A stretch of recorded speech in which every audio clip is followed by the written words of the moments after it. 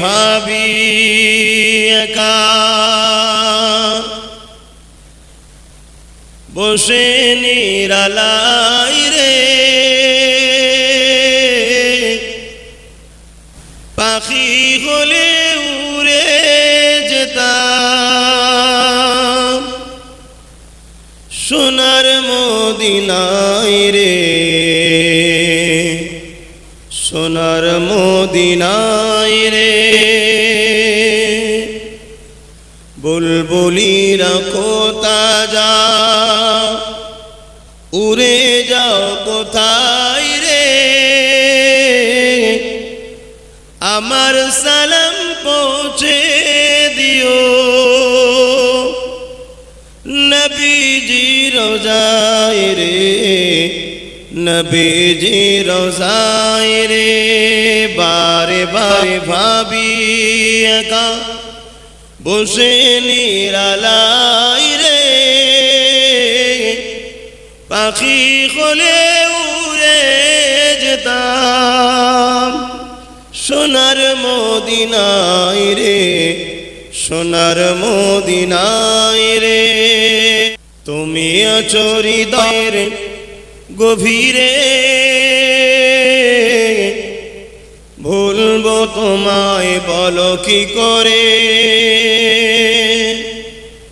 তুমি আছো হৃদয়ের গভীরে,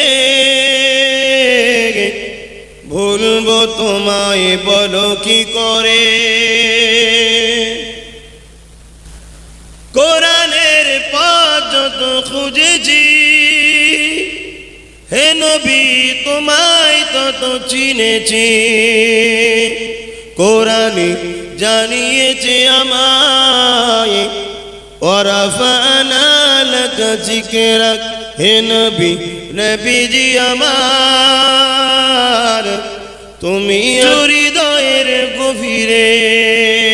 এই মাঝেরহাট গ্রাম অনেক আগেও এসেছি আমি, কত বছর এসেছিলাম, মসজিদের ওখানে হয়েছিল। এর আগেও আব্বাজান হুজুরের সাথে একবার অনেক দিন আগে এসেছিলাম।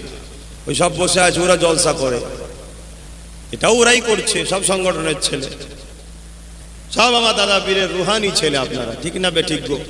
জানার মুজাদ্দিদের সন্তান আপনারা, চারটিখানি ব্যাপার নয়। আর আমরা হলাম জসমানি রক্তের আওলাদ, আপনারা অন্তরের আওলাদ, কলবের আওলাদ। অনেক গাছ দেখবেন কলম লাগায়, চারা ছাড়া কলম লাগিয়েও হয়, হয় না? হয়। আপনারা হলেন দাদা হুজুর পীর কেবলার অন্তরের বাচ্চা, রুহানি সন্তান, ইমানি সন্তান, কলবের বাচ্চা আপনারা। আমরা হলাম কলব ও রুহানি দুটোই। তো যাক, আজ আবার এসেছি আপনাদের গ্রামে, আপনাদের এলাকায়। আল্লাহ পাক কথা বলার তৌফিক দেন, বলুন আল্লাহুম্মা আমিন। আমার স্টেজে বসে থাকা এবং জায়গা স্টেজে সবার না হওয়ার পরও আমার অনেক মুরব্বী বাপেরা নিচেও বসছেন, সমস্ত ভাইয়ের কাছে আমার আন্তরিক ভালোবাসা। দোয়া করেন আপনাদের এই বাচ্চাকে আল্লাহ যেন দ্বীন ইসলামের খাদেম হিসাবে যেন আল্লাহ কবুল করে, বলুন আল্লাহুম্মা আমিন। আমার পূর্বে উলামা হযরতরা অনেক আলোচনা করেছেন, কে কি আলোচনা করেছেন সব নিজ নিজ দায়িত্বে করেছেন। এখন আমি গুনাহগার, যেটা বলবো নিজ দায়িত্ব নিয়ে কোরআন সুন্নাহর আলোকে গুটিকত কথা বলবো।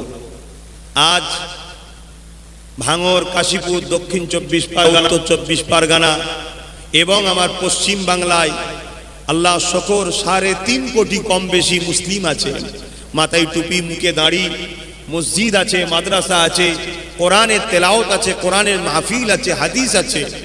আমার ভারতবর্ষে গভর্নমেন্টের হিসাবে 18 থেকে 19 কোটি কম বেশি, বাকিটা আল্লাহ ভালো জানে, মুসলিম আছে। আমার হিসাবে আরো অনেক বেশি, যাই হোক ওটাকেই ধরে চলছি। এই যে এত কোটি কোটি মুসলমান তাম বিশ্ব জুড়ে 200 কোটির কাছাকাছি বা বেশি তো কম নয় মুসলিম আছে, কিন্তু আজ থেকে 1500 বছর আগে 12 রবিউল আউয়াল সোমবার শবে সাদেকের সময় আমার রসুল যখন দুনিয়ায় তাশরীফ এনেছিলেন, হাতে গোনা গুটি কত মানুষ দ্বীনে ইব্রাহিমের উপরে ছিল, নাই সত্যের উপরে ছিলেন, এক আল্লাহ দাসত্ব করতেন। কিন্তু আজ আমার দয়ার নবী মাত্র 23 বছরে তাম পৃথিবীর জমিনে ইসলামের মেসেজ, শান্তির মেসেজ, ন্যায় সত্যের মেসেজ আমার দয়ার নবী 23টা বছরে সারা পৃথিবীর বুকে সাম্যের বাণী প্রচার করে দিয়েছেন। জোরে বলুন সুবহানাল্লাহ। আপনাদের কি মনে হয় আপনাদের এই মাঝেরহাট বা ভাঙড়ে, কাশীপুরে এত সহজে কি মাথায় টুপি এসে গেছে? এত সহজে কি মুখে দাঁড়িয়ে মসজিদ মাদ্রাসা পেয়ে গেছেন মনে হচ্ছে নাকি? এত সহজে হয়নি। লাখো মা বাচ্চা হারা হয়েছে, লাখো স্ত্রী বিধবা হয়েছে, লাখো সন্তান এতিম হয়েছে, তারপরে আপনার গ্রামে এই মসজিদ মাদ্রাসা দ্বীন ইসলাম ন্যায় সত্য পেয়েছেন। এত সহজে হয়নি। আজকে আমরা সেই কোরআনের ঘরে সন্তান দাবি করি, ইসলামের ঘরে সন্তান দাবি করি। আমাদেরও কিছু কাজ আছে, আমাদেরও কিছু দায়িত্ব আছে। রাসূল পাক সাল্লাল্লাহু আলাইহি ওয়াসাল্লামে রেখে যাওয়া সেই কোরআন, সুন্নাহ ও আহলে রাসূলদের ঘরে যথাযথ মর্যাদা ভালোবেসে সেগুলোকে ধরে রেখে দ্বীন ইসলামের ঝান্ডাকে উঁচু করে রাখার দায়িত্ব প্রত্যেকটা মুমিন মুসলমান নরের আছে না নাই? একটু আওয়াজ দিয়ে বলেন, আছে না না? আপনি ডাক্তার তো কি হয়েছে, আপনি জজ তো কি হয়েছে, আপনি পুলিশ তো কি হয়েছে, আপনি উকিল তো কি হয়েছে, আপনি নেতা তো কি হয়েছে, আপনি আম মানুষ তো কি হয়েছে, আপনি চাষি তো কি হয়েছে? আলেমে হাক্কানীদের কাতারে দাঁড়িয়ে আমার রাসূলের রেখে যাওয়া ন্যায় সত্য, ইনসাফ, ইনসানিয়াত, মানববন্ধন, কল্যাণ, মাতৃভূমির প্রেম, এক কথায় যে জীবন ব্যবস্থা রেখে গেছে, ওই জীবন ব্যবস্থাকে নিজে ধারণ করা ও বহন করে সমাজের কাছে নিয়ে যাওয়া, এটা সকলের দায়িত্ব আছে না নাই? এটা আছে। যদি আমরা এই কাজ করতে পারি তবেই আমরা আখিরাতে কামিয়াবি হব, নচেত বরবাদ হয়ে যাবে। মনে রাখবেন, আল্লাহর কোরআন বলছে কুল্লু নাফসিন যায়িকাতুল মউত, প্রতিটা নফসকে মৃত্যুর স্বাদ চাখতেই হবে, প্রতিটা নফসকে মৃত্যুর স্বাদ চাখতে হবে। আপনারা জানেন আমার রাসূল যখন এই পৃথিবীর বুকে আসেন, ঈসা নবী চলে যাওয়ার পর এই পৃথিবীর বুকটা অন্ধকারে আচ্ছন্ন হয়ে গিয়েছিল।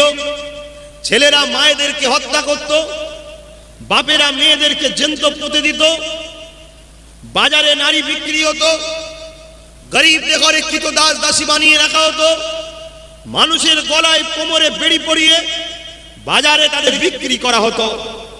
বিশ্বের জমিনে হাহাকার শুরু হয়েছে, অশান্তির দাবানলে মানুষ দাউ দাউ করে জ্বলছে। ঠিক এমনই সময় এই পৃথিবীকে ধন্য করে রাহমাতাল লিল আলামিনকে আমার আল্লাহ পাঠিয়েছিলেন। জোরে বলুন সুবহানাল্লাহ, আর একটু জোরে বলুন সুবহানাল্লাহ। সেই নবী পেয়ে আমরা ধন্য হয়েছি। তিনি সর্বপ্রথম 40 বছর বয়স যখন হলো, আল্লাহ বললেন আপনার যে কাজ আপনি শুরু করেন। এবারে আমার নবী পাক সাল্লাল্লাহু আলাইহি সাল্লামকে পেয়ে কেন আমরা খুশি বানাবো না? সারা জীবন খুশি বানাবো। ঈদ মানে খুশি, মৌলুদ নবীর আগমন, এই নবীর আগমনের খুশি আমরা বার বার বার বার বানাবো, প্রতিদিন বানাবো, সর্বসময় বানাবো।